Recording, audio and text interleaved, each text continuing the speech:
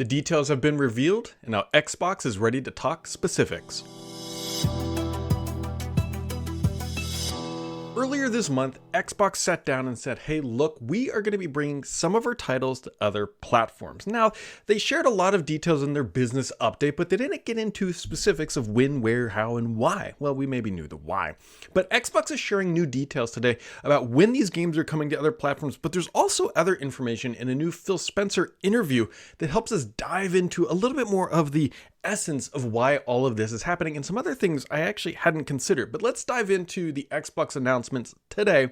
And as you already know, or likely do know here in a second, Pentiment, Hi-Fi Rush, Grounded, and Sea of Thieves are all headed to other platforms. Now, this is a big deal for Xbox as they begin to dip their toes, if you will, into putting these titles on other platforms, right?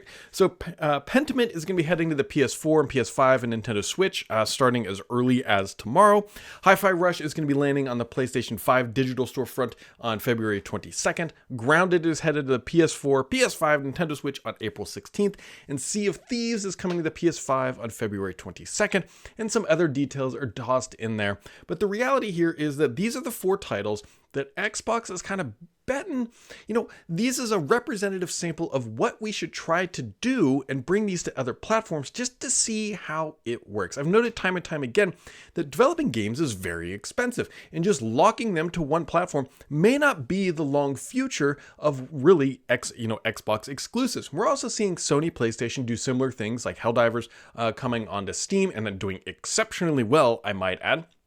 And so now we know Pentiment, Hi-Fi Rush, Grounded, and Sea of Thieves are going to be that experimental pool, if you will, of bringing things to other platforms. And I can promise you, friends, that if this goes well, they're going to do more titles. That is, I think, a given at this point.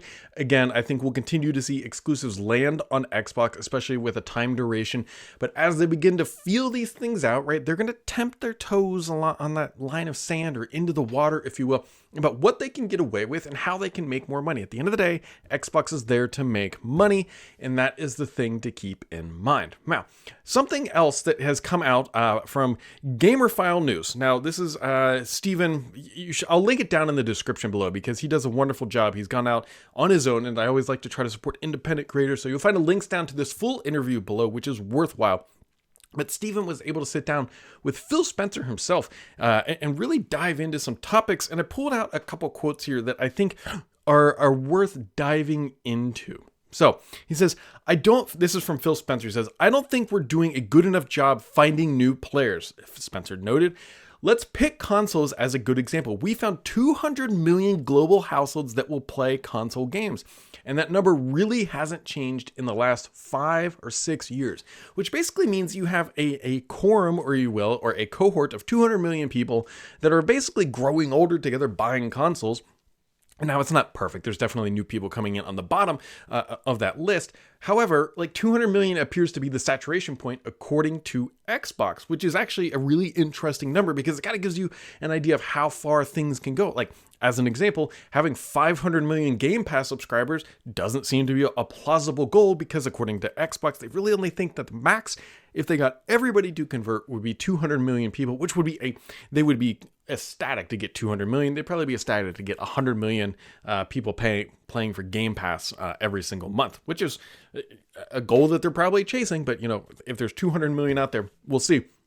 But I think that really kind of ties into how Xbox has to consider the market share, right? They already know how many consoles they've sold. They know to an exact number, roughly speaking, give or take, of how many people have a console that will play their games. And they know effectively, because of that number, the maximum amount of revenue a title can generate. And they're probably looking at the numbers here saying gosh, if it costs $100 million to make a game and we have X amount of consoles, X amount of Game Pass subscribers, our likelihood of making significant money here is challenging. And I'm only talking consoles. I'm not talking PC gamers because that is the number here, which is why I think we're starting to see Xbox go out there and put games on other platforms because it's geez, Sea of Thieves, which is I think a wonderful title to do this with, by the way. I think Grounded falls in there too. Hi-Fi Rush and Pentiment are sort of isolated game titles, but the Sea of Thieves and Grounded are these live services titles in some regard. Grounded maybe not so much.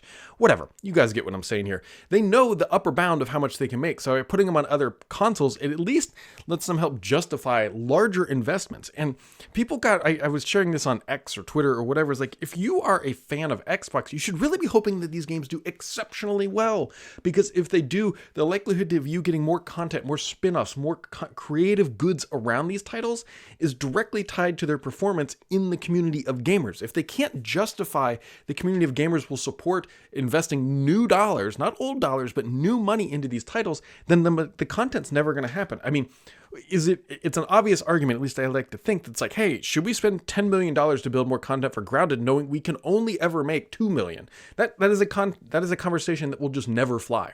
And so hearing that from Phil Spencer, that they're trying to expand that number, which is, a general business goal in itself, is just something to keep in the back of your mind here. The other super interesting thing that he said, and this is candidly not something I had really thought about when it comes to disk drives. There's all the rumors, right, of shipping a diskless Series X. They already have the Series S, which does not have a disk.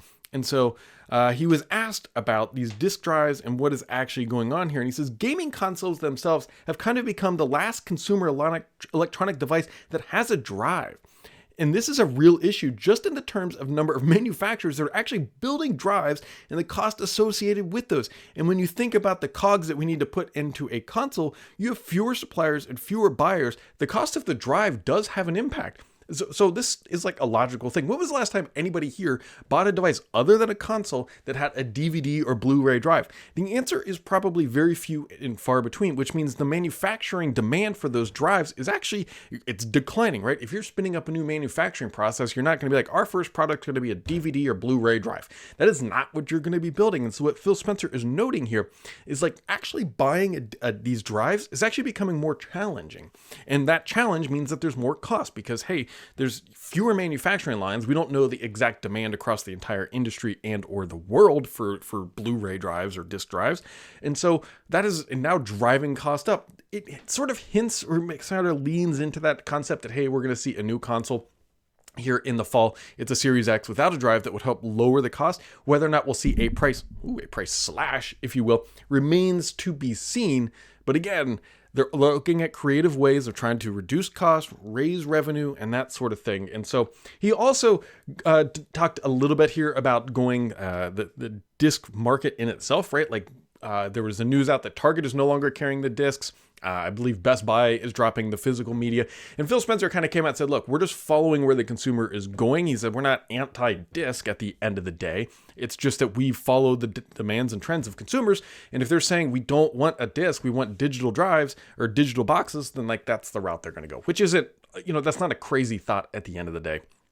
And so the bygone era of actually buying a disc is really going away. I think we will continue to see collector's editions where we'll have physical media in some capacity, but it's going to be, I think, more akin to like, hey, I'm going to go out and buy a vinyl record because I like the nostalgia of it rather than physical media being the future of consoles. I think the next generation of consoles very much likely could be like the sort of end of it. If you think about it, like if you're going to go launch the Xbox Series V or whatever the next version, the PS6, it's like, are you really going to be putting a disc drive in there at this point? I think the market and industry has responded and said, look, this is what it is.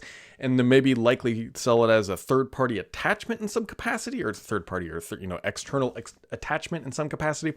We don't really know, but it would be my expectation that the next generation of products will not have disc drives. So, there's a little background information about why Xbox is bringing these games to other platforms. Again, I think it makes complete sense. As an Xbox enthusiast and an Xbox gamer since the very beginning, this doesn't burn me in any sort of meaningful and bad capacity. At the end of the day, I can still play the games that I want. I still get the games that I want on day one through Game Pass. If they went backwards on that promise, I would have, I think a lot of people would be up in arms.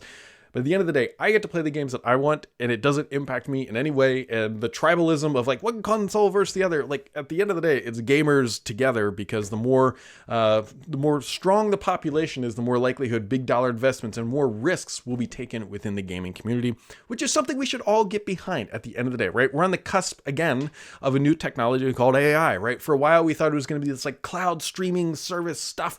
I think, what was it? Oh gosh, Xbox had a game. I can't even remember. It was the one where you jumped around, played as a police officer, Destructive Cities. Cannot think of the name now. I'm sure somebody will comment down in there. Gosh, that game was so much fun too. But whatever. Now we have AI coming on NPUs and everything else for the next generation. And if you want to stay updated on everything happening in Xbox and the world beyond, make sure to keep it subscribed here, because the only BS on this channel is me.